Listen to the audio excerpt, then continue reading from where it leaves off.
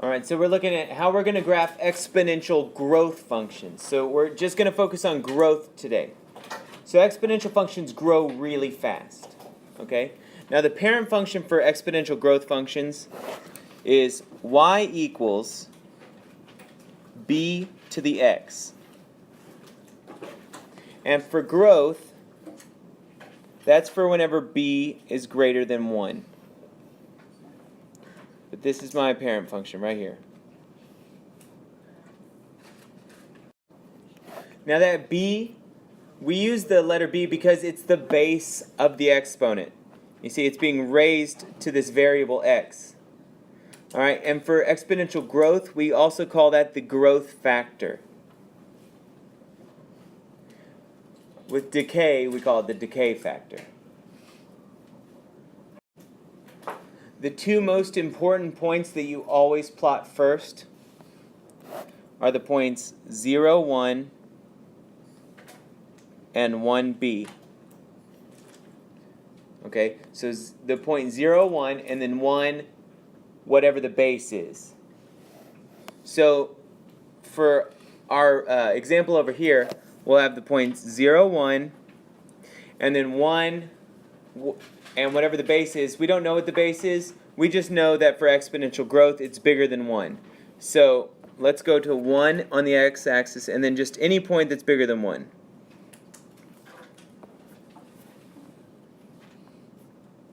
Make that a little cleaner. So I've got the points 0, 1, 1b. Now before I draw my curve through these 2 points, there's another really important part about exponential functions. There's this invisible line right here along the x-axis. Okay, so for our parent function, the x-axis is an asymptote. An asymptote is a line that the curve can get really, really close to. It can approach it, but it cannot touch it. Yeah, and our asymptote's at 0 because we had to start with something in order to exponentially grow it. So our graph is going to start from the left side really close to that asymptote. And then it's going to go through those points and grow pretty quickly. Alright, so even though it looks like I'm touching the asymptote here, it's not. It never goes into that point of this asymptote. Okay, it'll never cross the x-axis for the parent function. It's just hard to draw that on here. Now, let's talk a little bit more about the asymptote. Alright, this asymptote is horizontal. So we call this a horizontal asymptote. So we can say that HA, this horizontal asymptote, I'm interested in the equation of that asymptote. Alright, so an equation, I better have an equal something. So what is the equation of this asymptote? The equation of the x-axis is y equals 0 because the y value never changes. It stays constant. It's just a flat line. The last thing I want to talk about is the domain and range of our parent function. How far left and right can this function go?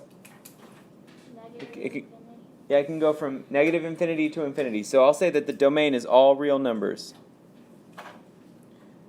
Now the range can't dip below that asymptote, right? So all the y values are greater than 0. Why is it not greater than or equal to 0? Because it cannot touch that asymptote, right? So it can be the tiniest bit more than 0, it just cannot be 0. Y equals a times b to the x minus h plus k. This is the transformation function. Okay, so each of these things, a, h, and k, all change our exponential function. Alright, so let's talk about a first. A will stretch, compress, or reflect the exponential function. So whenever you're figuring out your points, the a will multiply the y values of your 0, 1, 1b. One interesting example of this is if you have like y equals negative 2 to the x. What's the base? If I told you, or no, I'm not going to tell you anything. What's the base? The base is just this 2. Okay? So my b would be 2, making a equal to what? Right. So a is negative 1, which would cause it to reflect. Now, most of the time, if there's an a, it won't look like that. Most of the time, you'd have something like 3 times 4 to the x, where it's much easier to see that a is equal to 3 in that case. Okay, let's talk about h next. Okay, h shifts the graph left and right. And so whenever you're going left and right, you're affecting your x values. And you have to remember that since it's a minus h, that it's going to go in the opposite way of what you may think. Oh, this is if. I have to fix that. All right, finally, k shifts the graph up and down. So this right over here. You add or subtract from the y values to know how much up or down to shift your graph. And the biggest thing about k is that it shifts the horizontal asymptote. Okay? So if k is not there, the horizontal asymptote is at y equals 0. Now if k was 2, what do you think the horizontal asymptote would be? Y equals 2, because you've shifted up 2. If you had a minus 3, then your horizontal asymptote would be y equals negative 3. Okay, so it shifts up and down with the graph. Okay, so I approach y equals 4 to the x, and I know that it's an exponential function because x is in the exponent, right? Which is the base of the word exponential. I know it's exponential growth because my base, what's my base? 4 is bigger than 1. So I know it's exponential growth. Now, is there any a in front of this 4?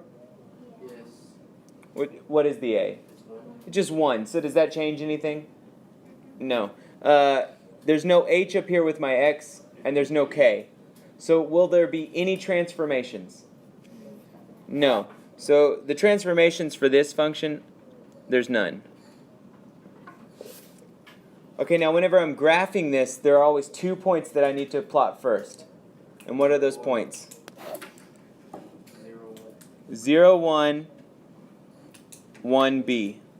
So that's the first thing that we always write down. 0, 1, 1b. So that's the points 0, 1, 1. What's the base of the exponent? 4. Okay, so I'm going to plot the points 0, 1, 1, 4. Now, wherever k is, that's where my asymptote is. Since k is 0, because there's no k over here, my horizontal asymptote is at y equals 0. So I plot that as well.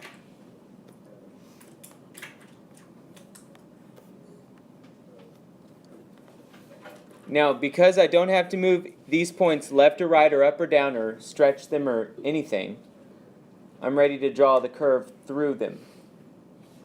Okay? So, make those a little bigger. I'm going to get really close to the asymptote on the left side,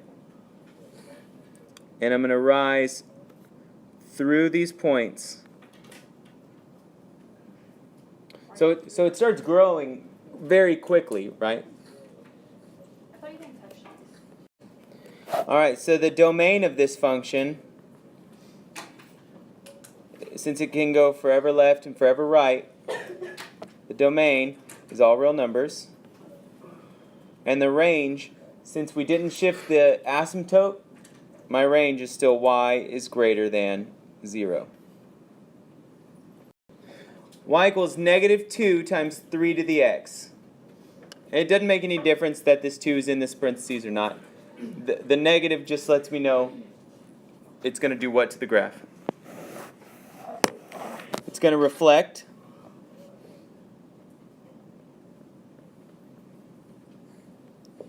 And what does the 2 tell me? It's a stretch by a factor of 2.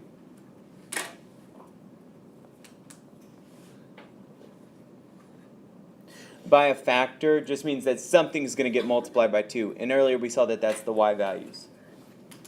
Okay, so I already know what my transformations are going to be. Let's plot the 2 main points that we need to always start with. 0, 1, 1b. What's the base of this exponent? 3 is the base of the exponent. Because the 3 is being raised to x. So I have the points 0, 1, 1, 3. So I'm going to lightly plot those. Because this time we have some transformations. Okay, now a was equal to negative 2.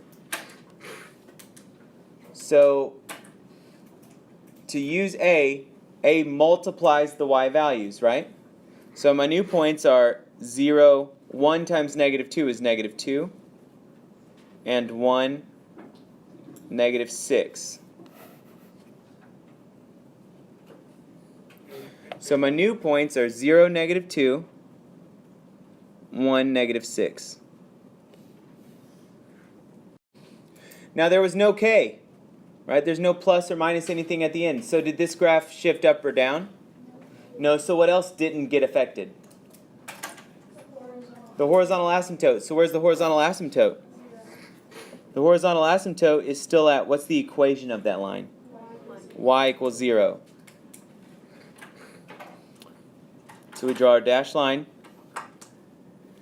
And think about it. If it got reflected over the x, this graph used to rise, and now this graph will fall.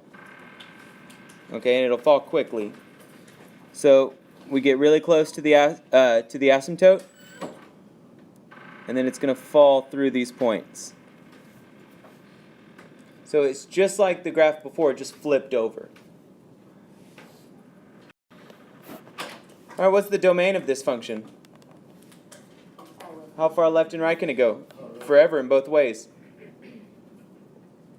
Now the range changed this time. So this time, since it flipped over the x-axis, all of these y values are less than 0. So my range is y is less than 0 at this time. All right, y equals 3 to the x plus 1 plus 2. So before I even graph this, I'm going to list out the transformations, just because we can now see them quickly. I don't see anything out in front of the base. The base is 3, so there's just a 1 out in front of it, like 1 times 3. So there's no stretch or compression or reflection. What does this plus 1 in the exponent do?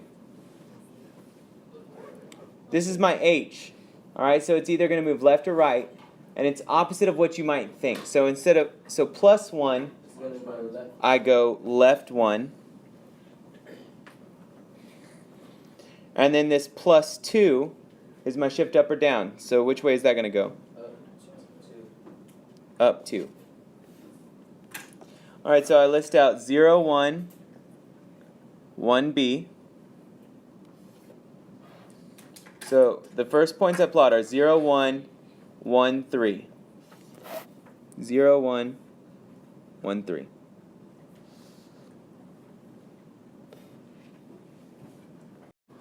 Now there are two different ways that you could go about finding the final points.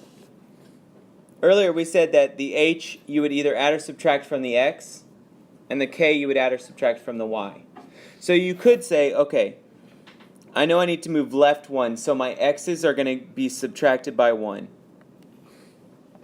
And it needs to move up 2, so my y's will go plus 2. Okay, so 0 minus 1 is negative 1, 1 plus 2 is 3. Then 1 minus 1 is 0, 3 plus 2 is 5. Now you don't actually have to write it out like this if we can look at a graph.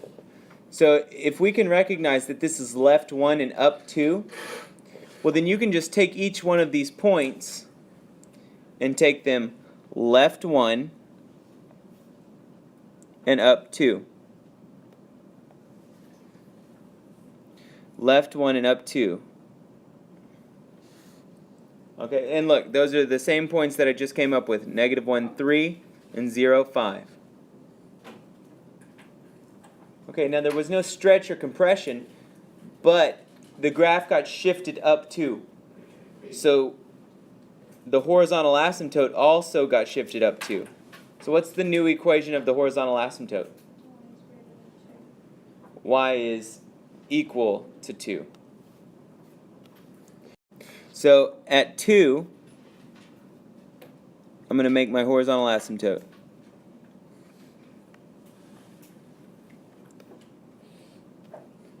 Okay, now I know I can get close to the horizontal asymptote and go through those points.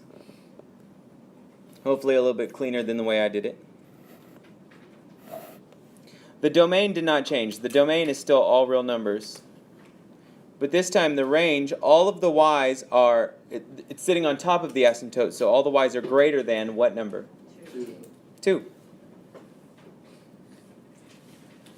And that's how we graph the exponential growth functions.